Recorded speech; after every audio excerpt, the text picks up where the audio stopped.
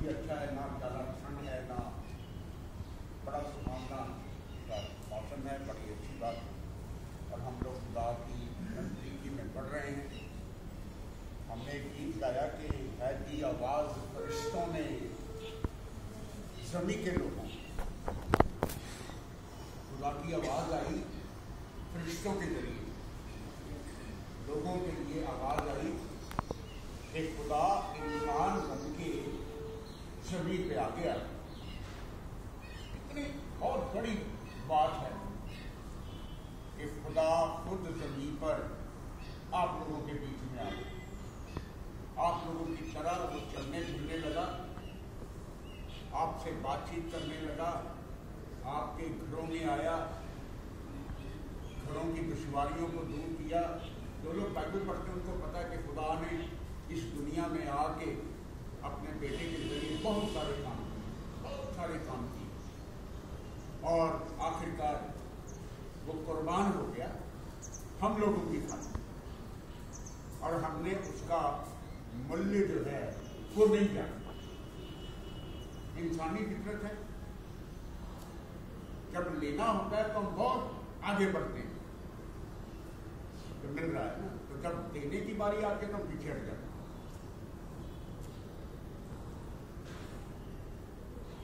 खुदा को देना बहुत मुश्किल है। खुदा से सब चीजें लेते रहो, और जब कुछ देना पड़ जाए तो अपने आप को सबसे पीछे खड़ा कर दो। खुदा ने अपना सब कुछ आपके लिए दे दिया और हमने उसको क्या दिया? कुछ भी नहीं। यहाँ 10 मिनट के लिए आना वो भी मुश्किल है, वो भी नहीं आएगा, लेकिन खुदा ने अपने फरिश्तों के जरिए से लोगों को पैगाम दिया कि खुदा आपकी खातिर जहान में आ गया। तो आज का मैं एक किस्सा आपको सुना रहा हूं। खुदा की बादशाहत में एक फैसला ले लिया गया कि मैं अपने बेटे को इस जहां में भेजूंगा। अब कैसे भेजूंगा? दूसरा सवाल ये था कि कैसे भेजूंगा।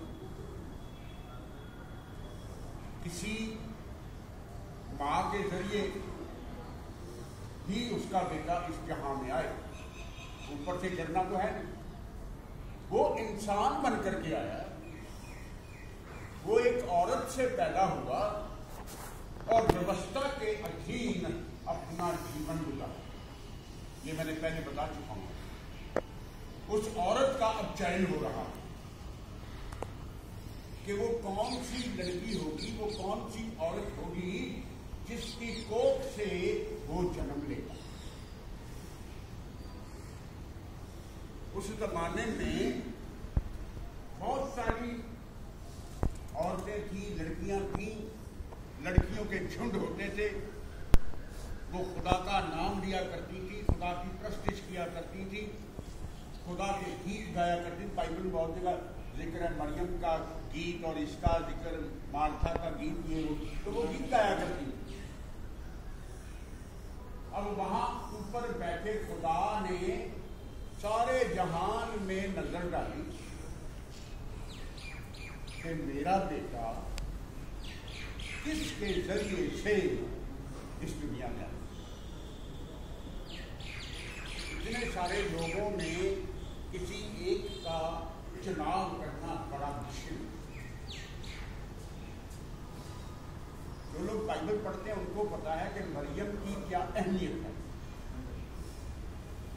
खुदा ने बहुत सारी फीमेल्स में, बहुत सारी लड़कियों के अंदर जब चुनाव किया कि ऐसा कौन सा है, तो उसकी नजर तराजू में मरियम का चेहरा चुना जाना कि मैं तेरे काम के लिए चुना गया हूं, मैं तेरे काम के लिए चुनी गई हूं। तो बहुत प्रफुल्लित हो गई, बड़ी खुश हो गई कि मेरा चुनाव तो इतने लोगों में मैं खुदा के बेटे की मां।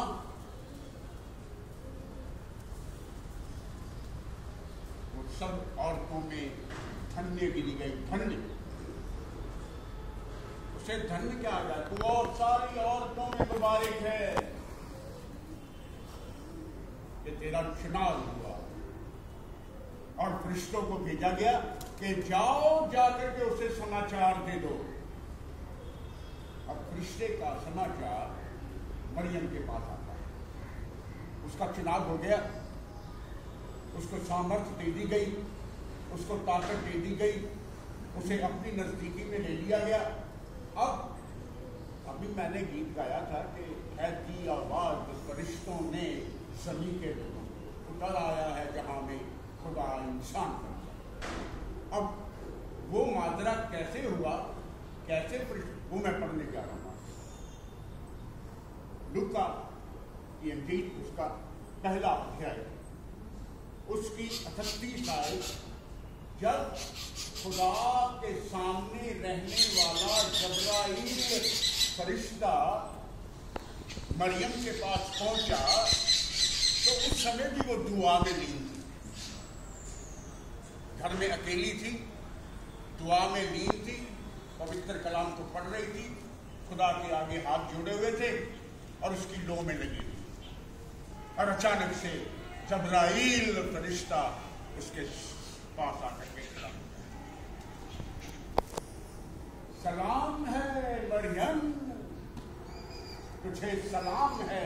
फरिश्ते सलाम करते हैं। खुदा के सामने रहने वाले फरिश्ते हैं, वो उसे सलाम करते, तू धन्य है, तू मुबारक है, तेरा चुनाव हुआ है, तुझसे एक बेटा पैदा होगा, वो दुनिया का राजकुमार होगा। क्योंकि ये दिन जो है क्रिसमस के हैं, इसलिए मैं जो भी कलाम पेश करता हूँ वो क्रिसमस के मुताबिक, क्रिसमस के साथ लगता कलाम हो रहा है। और ये सारा महीना जो है 25 तारीख तक ऐसा ही कलाम रहेगा, चरनी का कलाम रहेगा, कृष्णों का पैगाम रहेगा, मसीहा का कलाम रहेगा। और नए साल के बाद हम एक नया टॉपिक लेके आगे चलेंगे। अब फरिश्ता आ गया है, तू बेटा जनेगी, वो मुबारक होगा, वो महान होगा। तो मुझसे एक बेटा पैदा होगा, वो महान। ये कैसे होगा, कैसे? मुमकिन नहीं है।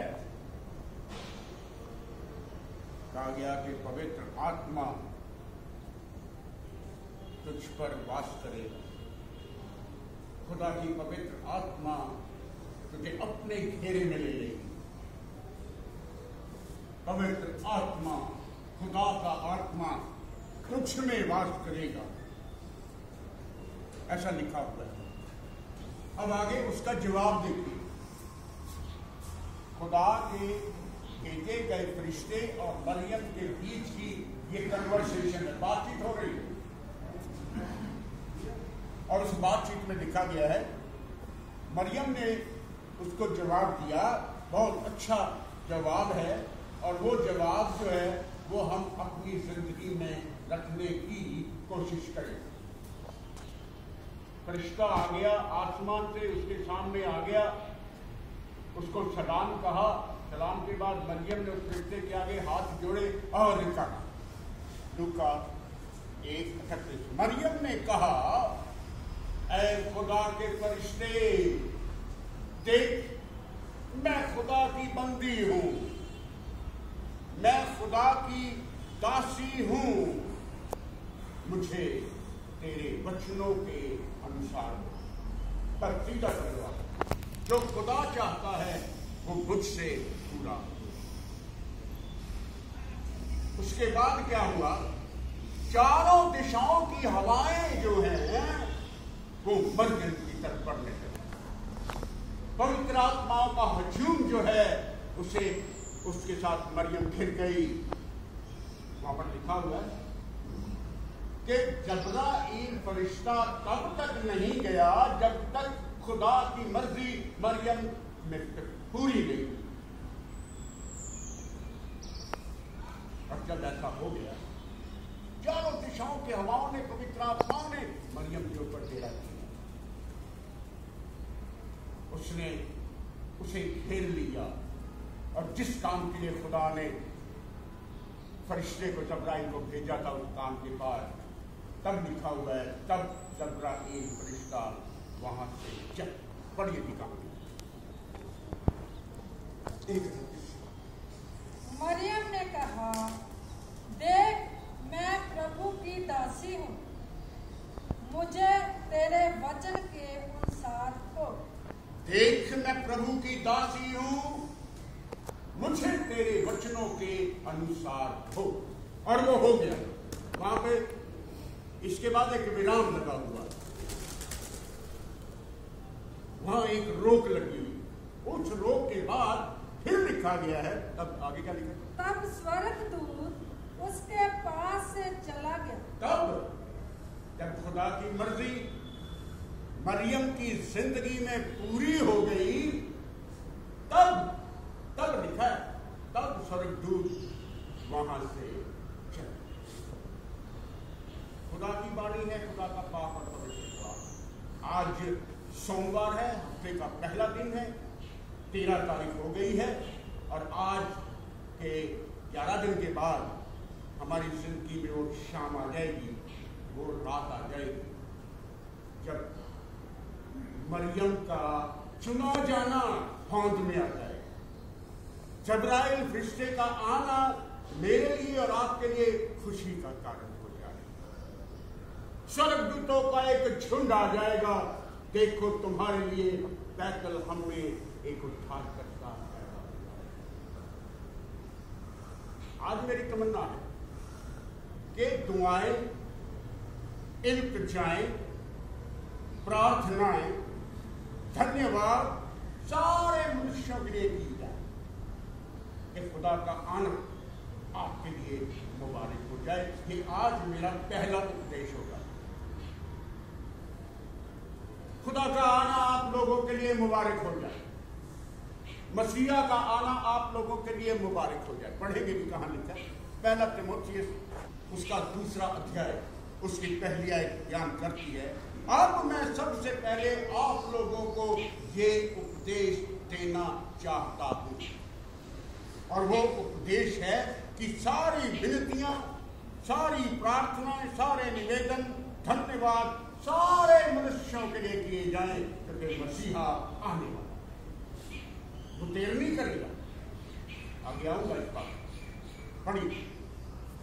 अब मैं सबसे पहले ये आग्रह करता हूँ कि विनती और प्रार्थना और निवेदन और धन्यवाद सब मनुष्यों के लिए किए जाए, क्योंकि ये हमारे उद्धारकर्ता मसीहा को अच्छा लगता। अगली आयत तीसरी है,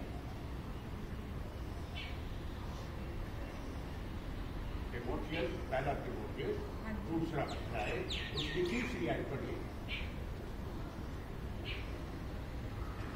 ये हमारे उद्धारकर्ता परमेश्वर को अच्छा लगता है। हमारे उद्धारकर्ता परमेश्वर को अच्छा लगता है। जब आप किसी के लिए दुआ करते हैं ना, खुदा को अच्छा लगता है। जब आप मेरे लिए दुआ करते हैं, खुदा को अच्छा लगता है। जब मैं आप लोगों के लिए दुआ करता हूँ, खुदा को अच्छा लगता है। और आगे बहुत अच्छी बात कीजिए, खुदा को भाता है, क्योंकि ऐसा नहीं है और भाता भी है।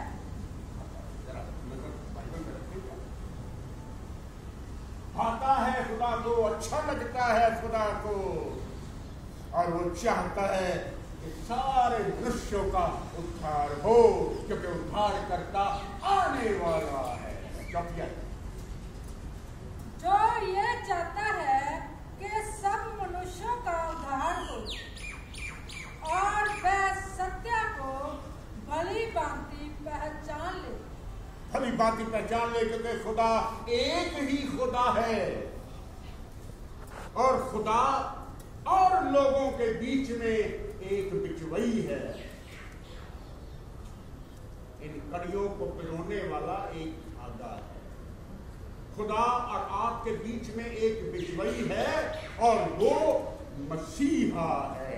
5वीं है, क्योंकि परमेश्वर एक ही है और परमेश्वर और मनुष्यों के बीच में भी एक ही बिचवई है, अर्थात मसीह यीशु जो मनुष्य है, जो मनुष्य बन करके आ गया है, आपकी तरह आ गया है, आपकी तरह चला फिरा, आपकी तरह उसने इस जमीन पर विचरण किया, आप लोगों की तरह उसने खाना खाया, आप लोगों के साथ, आप लोगों की तरह रहा, आप लोगों के साथ रहा, आप लोगों के लिए रहा, आप लोगों के वास्ते रहा। वो एक ही है और उसका नाम है मसीहा। आप ये विश्वास रखते हैं कि मसीहा खुदा का बेटा, और जो लोग ये विश्वास रखते हैं वो उद्धार पाते हैं। खुदा का प्लान जो था, खुदा की योजना जो थी, वो मरियम के द्वारा इस जहान में पूरी हुई। मैं चाहता हूं कि किसी तरीके से खुदा के लिए मेरा भी इस्तेमाल होता है। खुदा मुझे इस्तेमाल करे, खुदा आपको इस्तेमाल करे, खुदा आपको इस्तेमाल करे। खुदा के पास आपकी जिंदगी के लिए बहुत सारे प्लान, बहुत सारी योजनाएं हैं। सबसे पहली चीज, वो कलाम का जवाब चाहता है। वो आप लोगों से जब भी कलाम सुनाया जाता है, आप लोगों से जवाब चाहता है। ऐ खुदावन, मैं सुन रहा हूं, मैं तेरे कलाम की बातें सुन रहा हूं। आप अगर खुदा की बातें सुनेंगे ना, तो खुदा आपको बरकतों से मामूल करेगा। आप उसके चुने हुए लोग हो जाएंगे। आपको खुदा की तरफ चलना होगा, आपको खुदा की बातें सुननी होगी, आपको खुदा के सामने रहना होगा। एक नादान भाई और बहन, मेरे बच्चों, एक मन होता। आखिर में मेरी जो डिवोशन का हिस्सा होता है कि आप एक हो, जैसे खुदा में हम सब एक हैं, उसी तरीके से इस इंस्टीट्यूट के लिए आप एक हो, एक मन हो। हमारे मनों की अलग अलग बातें ना हो, एक मन हो, एक ही बात हो, सबके मुंह पर वही बात हो, अलग अलग नहीं। एक मन हो जाओ, कृपामय हो जाओ, भाईचारे की प्रीत रखो, करुणामय हो जाओ, नम्र हो जाओ, और बुराई के बदले बुराई मत करो। गाली के बदले गाली नहीं, आशीर्वाद। क्योंकि खुदा ने आपको आशीर्वाद दिया है और वो चाहता है कि आप भी एक दूसरे को आशीर्वाद दें। आपकी सलामती हो, खुदा आपको बरकत दे, खुदा आपको जिंदों की जमीन पर रखे, खुदा आपकी जरूरतों को पूरा करे, आपकी सलामती हो, आपका कल्याण हो। इतनी सारी बातें। पहला पत्रस 3:8।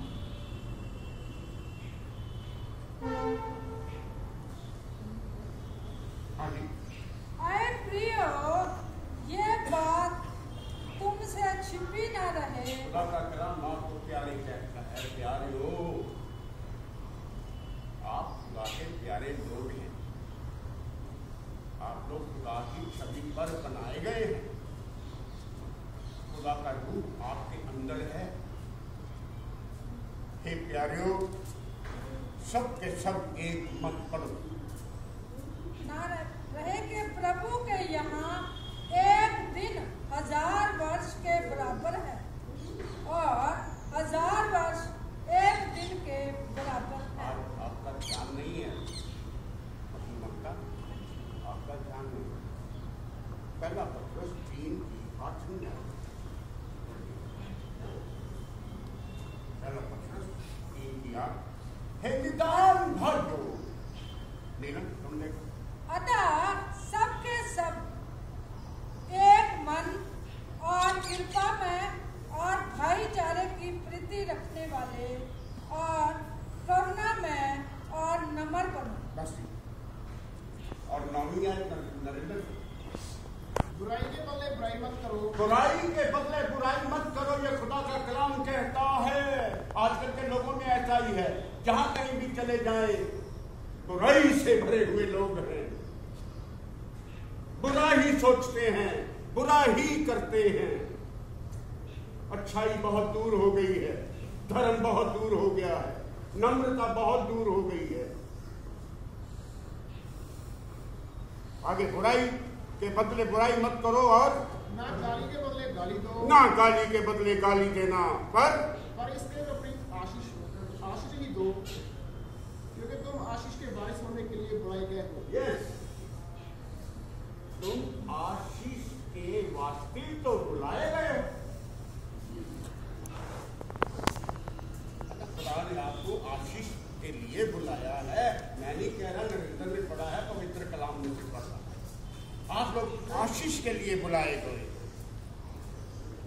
बरकतों के लिए बुलाए गए हो, करुणा में होने के लिए बुलाए गए हो, धार्मिक होने के लिए तो बुलाए गए हो, खुदा की दी हुई सेवाओं को पूरा करने के लिए तो बुलाए गए हो, मरीजों को चंगाई देने के लिए बुलाए गए हो। खुदा ने आपके हाथों में सामर्थ्य दी हुई है, खुदा ने आपके हाथों में चंगाई का स्रोत दिया हुआ है। आप इस बात को इस्तेमाल कीजिए।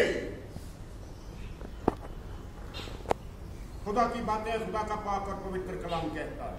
इब्रानियों की पत्री 10 बाब उसकी 37वीं आयत बयान करती है कि समय थोड़ा रह गया है जिसको मिलता, क्योंकि अब बहुत ही थोड़ा समय रह गया है। अब बहुत ही थोड़ा समय रह गया है। इस बात का जबकि आने वाला आएगा और देर न करेगा। आने वाला आएगा, वो देर नहीं करेगा। माय डियर फ्रेंड्स, मेरे बच्चों, आने वाला आएगा।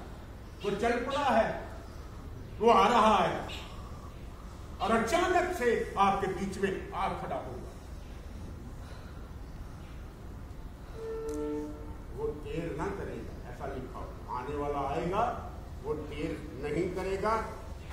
इसलिए आखिरी आयत है मेरी, खुदा का कलाम आपसे बातचीत कर रहा है। आखिरी शब्द है, और मसीहा के भय से एक दूसरे के अधीन हो जाओ, एक दूसरे के लिए दुआ मांगे, एक दूसरे के लिए धन्यवाद करें, एक दूसरे की सहे, एक दूसरे की मदद करें। अगर कोई भूखा है तो उसे खाना दे दें, अगर कोई तंगी तकलीफ में है तो उसकी मदद करें, उसकी सहायता करें। कल एक बहुत अच्छा मैसेज था, जब आप ब्याह में जाते हैं, शादियों में जाते हैं, पार्टियों में जाते हैं तो एक लिफाफा साथ होता है। लिफाफा पहले तैयार हो जाता है कि जाना है और वहां के लिए लिफाफा लेके जाना है। जब आप किसी मरीज के लिए, किसी भाई बंद के लिए वैसे ही मिलने जाते हैं, तकलीफ में जाते हैं, वहां पर भी एक लिफाफा साथ ले जाए ताकि उनकी मदद हो। इस लिफाफे का प्रयोग जो है सिर्फ ब्याह शादियों में मत करें, गरीबों के लिए भी इसका इस्तेमाल करें। एक लिफाफा गरीबों के लिए भी ले जाएं, एक लिफाफा जो कंगाल हैं, जो मुसीबत में हैं, जो गमज़दा हैं, जो बीमारी के बिस्तर पर हैं, उनके लिए भी ले जाएं।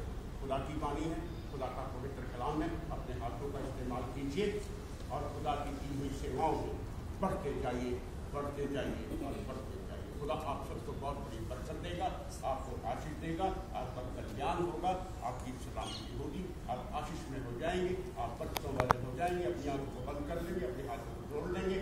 खुदा के सामने मैं दुआ में जा रहा हूँ। खुदा आपको बरकतों से भर देगा, आपकी तंगी तकलीफों को दूर करेगा, आपकी जिंदगी का हर एक किस्म का दर्द और दुख जो है वो दूर करेगा।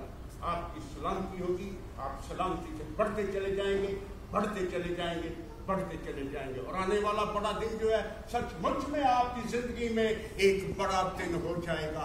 आप कह सकेंगे, अरे खुदावन मेरी जिंदगी में बड़ा दिन आ गया है, मेरी जिंदगी में बड़ा दिन आ गया है। खुदा हम तेरे उस बड़े दिन की मुबारकों में एक दूसरे के साथ सहभागी हो जाए, एक दूसरे की मदद करें, एक दूसरे की खुशी में शरीक हो जाएंगे उस खुदा के नाम से जो हमें यूं मांगना सिखाता है। ऐ हमारे बाप तू जो आसमान पर है, तेरा नाम पाक माना जाए, तेरी बादशाहत आए, तेरी मर्जी जैसे आसमान में पूरी होती है जमीन पर भी पूरी हो। हमारे रोज की रोटी आज बताए कि जैसे हम अपने माफ करते हैं, तू भी हमारे कसूर माफ कर, हमें आज़माइश में ना पड़ने दे, बल्कि बुराई से बचा, क्योंकि बादशाह कुदरत और जलाल हमेशा तेरे। आशीष के लिए हम डालेंगे। अब हमारे खुदा यीशु मसीह का फजल, खुदा बाप की मोहब्बत और रूह पाक की रिफाकत और शिराकत आप सबों के साथ, कुल ईमानदारों के साथ, कुल कायनात के साथ, और जिन बच्चों ने अपने हाथों को उठाया है उनके साथ अब से लेकर के हमेशा हमेशा तक बनी रहे। आमीन।